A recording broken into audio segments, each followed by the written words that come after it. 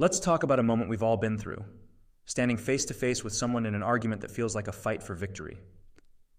You were so sure you were right, carefully choosing every word like pieces in a chess game. But after all the back and forth, what did you really win? Was it a sense of accomplishment or just sheer exhaustion? Arguing with some people today feels like digging a well in the desert. You pour in your time, your energy, and even your peace of mind, hoping to reach some agreement or validation. But instead of finding water, all you get is sand, dry, endless, and pointless. Think about the last heated argument you had. Was it really about uncovering the truth? Or was it about proving your point, boosting your ego, or simply refusing to back down? And when it was over, did you feel enlightened or just drained, like you'd fought for a prize that wasn't there?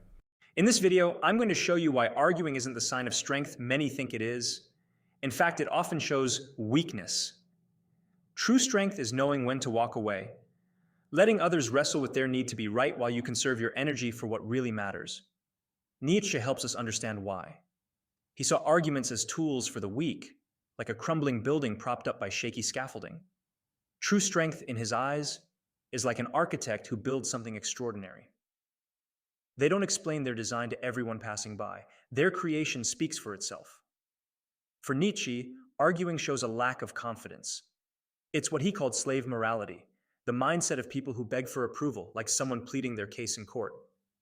By contrast, those with master morality, the leaders, the creators, don't waste time debating. They act decisively, shaping the world through their actions, not their words. Nietzsche paints a vivid picture of Socrates as a man who thrived in the battlefield of words, like a courtroom in ancient Athens, buzzing with tension. Socrates stands there, wielding his sharp dialectic like a double-edged sword, cutting through his opponent's arguments with precision. To the casual observer, it might seem like a display of brilliance, a celebration of reason triumphing over chaos. But Nietzsche saw something else, a troubling sign of decay. He likened Socrates' reliance on argumentation to a man who, instead of trusting his instincts, clings to a crutch. To Nietzsche, Socrates' endless questioning and logic weren't signs of strength, but of a deeper weakness, a refusal to embrace the primal, life-affirming forces that once defined Greek culture. In Twilight of the Idols, Nietzsche writes, with Socrates, Greek taste veers away from its instinct. It veers toward dialectics. To Nietzsche, the courtroom wasn't a place for the flourishing of human vitality. It was a stage where life's raw energy was dissected and diminished under the scalpel of reason. Socrates' arguments, while dazzling, were like artificial lights in a cave, casting shadows that obscured the natural brilliance of the sun. For Nietzsche, Socrates' victory in the realm of logic symbolized the death of intuition and instinct in Greek society. The courtroom debates, with their clever wordplay and relentless questioning, were like a mask, hiding the deeper truths of existence.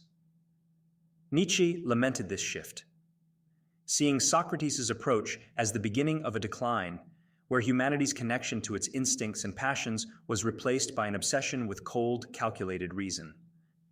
To Nietzsche, Socrates' courtroom victories were the triumph of a life-denying force, a kind of intellectual poison that spread through Greek culture, transforming it from a vibrant, instinct-driven society into one that worshipped logic at the expense of life's raw, untamed essence. Nietzsche's lesson is simple. The strong don't argue, they act. Their lives are monuments, like unshakable pillars rising above the noise of debate. To engage in argument is to descend into weakness. To live boldly, without justification, is to embody strength.